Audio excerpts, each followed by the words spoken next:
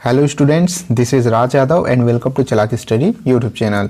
तो एक बार फिर से हम लोग हाजिर हैं टीजीटी पीजीटी हिंदी के लिए एक वीडियो लेकर के, और इसमें भी जो है सभी तरह के मोस्ट इंपॉर्टेंट क्वेश्चन, इसमें मिक्स क्वेश्चन आपसे पूछे जाएंगे। ठीक है, मिक्स क्वेश्चन हम लोग देखने वाले हैं और इससे आप लोग समझ पाएंगे कि किस हद तक के क्वेश्चन, मतलब कितने काठिन्य स्तर तक के क्वेश्चन आपके क्वेश्चन पेपर में आ सकते हैं। यह है पार्ट 2। अगर पार्ट 1 आप लोगों ने नहीं देखा होगा तो वीडियो के डिस्क्रिप्शन में मैं उसका लिंक दे दूंगा, वहाँ पर से जा करके आप लोग इसका पार्ट 1 भी देख सकते हैं। ये पार्ट 2 है और इसमें भी जो है प्रीवियस ईयर क्वेश्चन, जितने भी क्वेश्चन हैं सारे के सारे प्रीवियस ईयर के क्वेश्चन हैं और सभी के सभी मोस्ट इंपॉर्टेंट एमसीक्यूज हैं। तो इस वीडियो को लास्ट तक जरूर देखिएगा, इससे आप समझ पाएंगे कि किस किस तरह के क्वेश्चन आ जाते हैं। तो चलिए बिना कोई देरी करते हुए इस सेशन को स्टार्ट कर लेते हैं। ठीक है, आगे बढ़ने से पहले मैं बता दूं कि अगर टेलीग्राम पर आपको इसका PDF चाहिए तो टेलीग्राम पर प्राप्त कर सकते हैं। टेलीग्राम चैनल ज्वाइन कर लीजिएगा और वहाँ पर आपको इम्पोर्टेंट PDF समय समय पर मिलते रहते हैं। ठीक है, वीडियो स्टार्ट करने से पहले एक चीज़ आप जान लीजिए कि इसमें कई स्तर के प्रश्न पूछे जाते हैं। सामान्य स्तर के भी पूछे जाते हैं जिसका आंसर आप लोग आसानी से दे सकते हैं। ठीक है, उसके बाद मीडियम स्तर के भी पूछे जाते हैं और जो है हार्ड, कुछ क्वेश्चन काफ़ी हार्ड होते हैं जो डीपली पढ़ने वाले ही बना पाते हैं। तो तैयारी अपना अच्छा रखिएगा। क्वेश्चन नंबर 1, नाटक में पर्दे के पीछे से दी जाने वाली सूचना कहलाती है। तो नाटक में पर्दे के पीछे से दी जाने वाली सूचना क्या कहलाती है? 4 ऑप्शन आपके सामने हैं। 4 ऑप्शन को ध्यान से देख लीजिए और अपना आंसर देने की कोशिश कीजिए। तो यहाँ पर आपका जो राइट आंसर होगा वो आपका हो जाएगा चूलिका। ठीक है, चूलिका याद रखिएगा। नाटक में पर्दे के पीछे से कुछ सूचनाएं दी जाती है। ठीक है, कुछ संकेतों के माध्यम से या कुछ बोल करके कुछ सूचना दी जाती रहती है समय समय पर, उसको चूलिका कहा जाता है। क्वेश्चन नंबर 2, प्रेमचंद युग। क्वेश्चन नंबर 2 यहां पर से देख लीजिए। क्वेश्चन नंबर 2, प्रेमचंद युग को युग कहने का आधार है। ठीक है, तो प्रेमचंद का जो युग था जिसमें प्रेमचंद ने अपनी कृतियां लिखी हुई हैं, तो उसको युग कहने का क्या आधार है? 4 ऑप्शन आपके हैं। किस वजह से जो है प्रेमचंद के युग को युग कहा जाता है?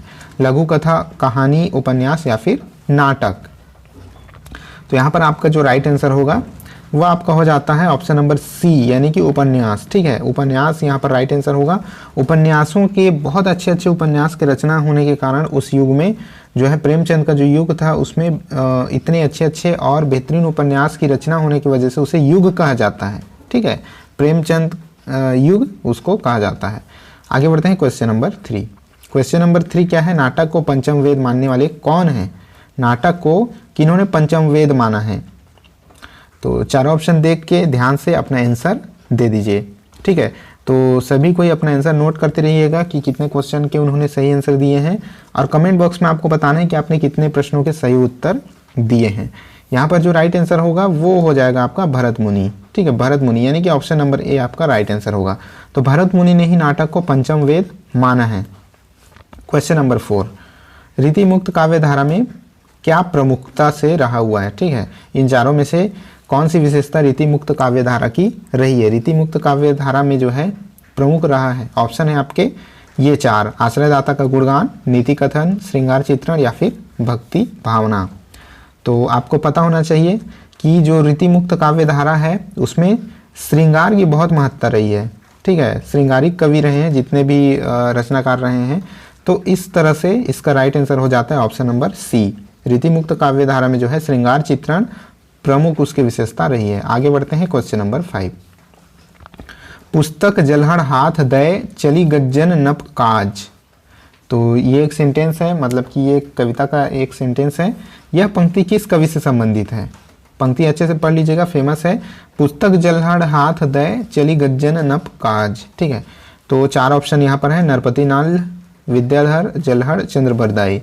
तो यहाँ आपका जो राइट आंसर होगा वो आपका हो जाता है चंद्रबरदाई, यानी कि ऑप्शन नंबर D। तो ये चंद्रबरदाई की रचना का वाक्य। ठीक है, आगे बढ़ते हैं क्वेश्चन नंबर 6।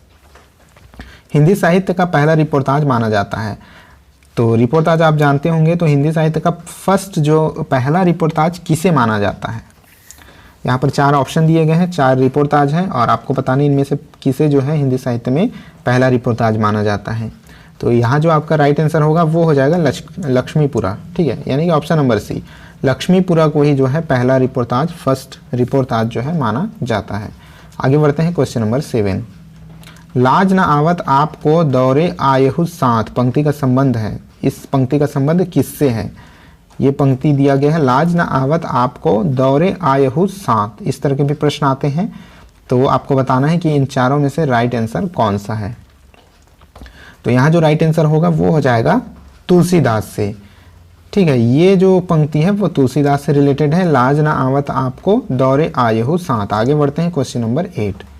आदिकाल के काव्यों की प्रधान भाषा थी। आदिकाल के जो काव्य थे उनकी प्रधान भाषा यहाँ पूछा गया, प्रधान भाषा क्या थी? खड़ी बोली, डिंगल पिंगल मिश्रित, पाली या फिर प्राकृत।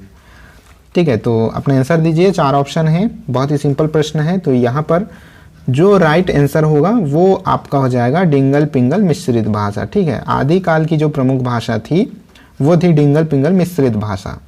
आगे बढ़ते हैं क्वेश्चन नंबर 9। चितवन की छाह के रचनाकार कौन है? ये एक रचना है चितवन की छाह, इसके रचनाकार कौन है? 4 ऑप्शन देखिए, अपना आंसर दीजिए। यहाँ पर जो आपका राइट आंसर होगा वो आपका हो जाएगा विद्यानिवास मिश्र। ठीक है, विद्यानिवास मिश्र जी की ही कृति है चितवन की छाह। आगे बढ़ते हैं क्वेश्चन नंबर 10। क्वेश्चन नंबर 10 देख लीजिए, क्या कहा गया कि यात्रिक शीर्षक यात्रा वृत्त की लेखिका कौन है? यात्रिक नाम से जो है यात्रा वृत्तांत किसने लिखा हुआ है? तो यात्रा वृत्तांत आपको पता होगा। तो यात्रिक शीर्षक से यात्रा वृत्तांत किसकी रचना है? चित्रा मृदगल, मन्नू भंडारी, मृणाल पांडे या फिर शिवानी। आपको बताना है कौन सा राइट आंसर है। तो यहाँ पर जो आपका राइट आंसर होगा वो आपका हो जाएगा शिवानी। ठीक है, यानी कि ऑप्शन नंबर डी आपका राइट आंसर होगा। ठीक है, तो शिवानी जी ने ही क्या लिखा है? यात्रिक नाम से यात्रा वृत्तांत लिखा हुआ है। आगे बढ़ते हैं क्वेश्चन नंबर 11। क्वेश्चन नंबर 11 कहता है कि निराला के जीवन पर 3 खंडों में जीवनी लिखने वाले रचनाकार कौन हैं? ठीक है, तो सूर्यकांत त्रिपाठी निराला जी के जीवन पर 3 खंडों में जीवनी, उनकी जीवनी लिखी है और 3 खंडों में लिखी है। तो ये किन्होंने लिखा हुआ है? कौन से रचनाकार हैं? जगदीश चंद्र माथुर, डॉक्टर नगेंद्र, दूधनाथ सिंह या फिर रामविलास शर्मा। इंपॉर्टेंट क्वेश्चन है, तो इसका जो राइट आंसर होगा वो हो जाता है रामविलास शर्मा। ठीक है, तो निराला जी के जीवन पर 3 खंडों में जीवनी रामविलास शर्मा ने लिखी हुई है। तो ये आपका राइट आंसर होगा, यानी कि ऑप्शन नंबर डी। आगे बढ़ते हैं क्वेश्चन नंबर 12। अरे यायावर याद रहेगा, ये बहुत ही जो है बहुत ही प्रसिद्ध रचना है। ठीक है, अरे यायावर याद रहेगा कि रचनाकार हैं। ये जो सेंटेंस है ये बहुत ही प्रसिद्ध सेंटेंस है, आप लोगों ने अपने हिंदी साहित्य में कभी न कभी सुना ही होगा। तो आपको बताना है कि इसके रचनाकार कौन है? नगेंद्र, मुक्तिबोध, निराला या फिर अज्ञेय।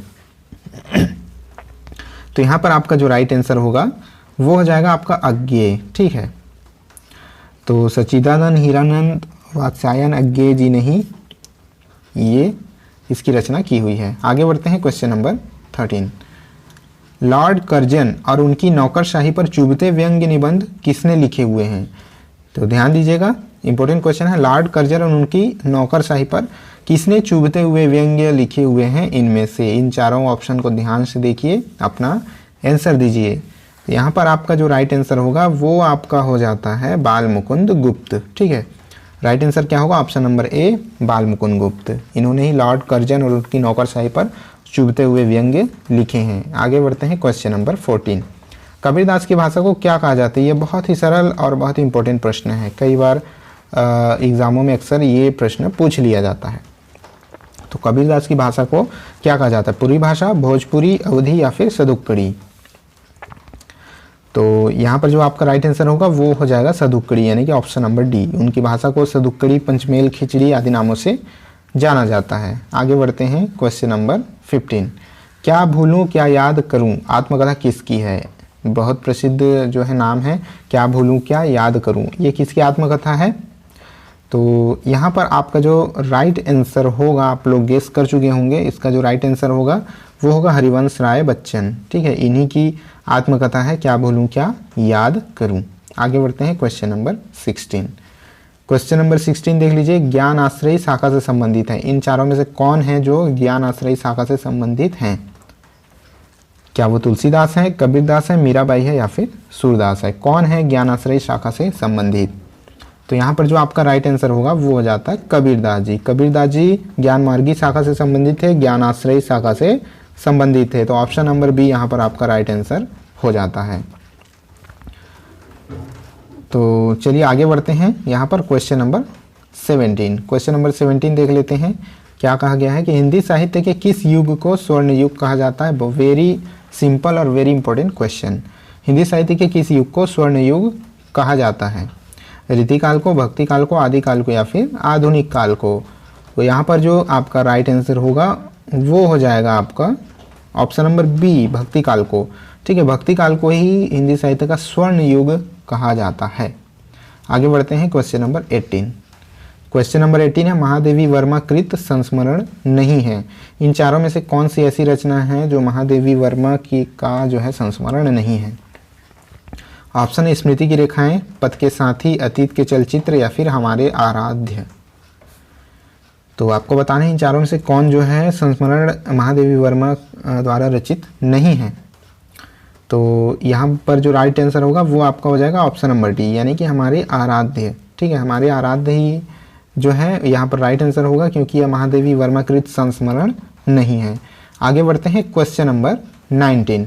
निम्नलिखित में से जीवनी लेखक नहीं है। आपको बताना इनमें से कौन है जो जीवनी लेखक नहीं है, जीवनी की रचना वो नहीं किया है उन्होंने। हरिशंकर परसाई, गंगा प्रसाद पांडे, विष्णु चंद्र शर्मा या फिर शिव प्रसाद सिंह। तो जल्दी से अपना आंसर देने की कोशिश कीजिए। यहाँ पर जो राइट आंसर होगा वो हो जाएगा हरिशंकर परसाई। तो आपको पता होगा हरिशंकर परसाई जी ने बहुत सारे हास्य व्यंग जो हैं लिखे हुए हैं, बहुत अच्छे व्यंग्यकार रहे हैं हरिशंकर परसाई।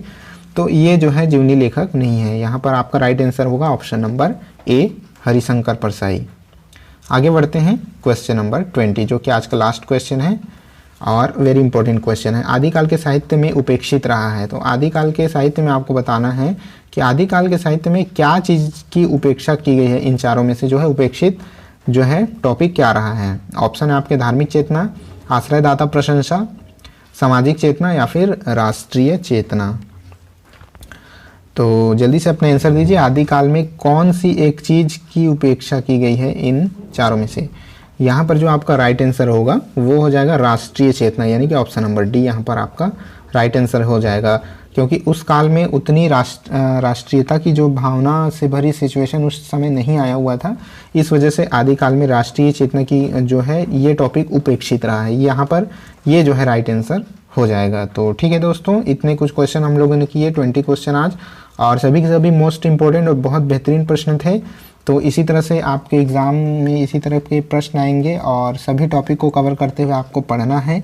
ठीक है, तो ये आज का जो है पार्ट 2 था। इसके आगे भी और भी जो वीडियोज़ आएंगे, तो बने रहिएगा चैनल पर। चैनल पर नए हैं तो सब्सक्राइब जरूर कर लीजिएगा। बहुत ही इंपॉर्टेंट सेशन ये होने वाला है हिंदी साहित्य के विद्यार्थियों के लिए। ठीक है, हम लोग इसके बाद चैप्टर वाइज भी स्टार्ट करेंगे, टॉपिक वाइज चैप्टर वाइज भी हम लोग बढ़ते चलेंगे। तो चलिए ठीक है, इस वीडियो में इतना ही था। आई होप सेशन पसंद आया होगा, तो लाइक और शेयर जरूर कर दीजिएगा। चैनल पर नए हैं तो चैनल को सब्सक्राइब कर दीजिएगा। इस वीडियो में इतना ही था, मिलते हैं नेक्स्ट वीडियो में, तब तक के लिए जय हिंद।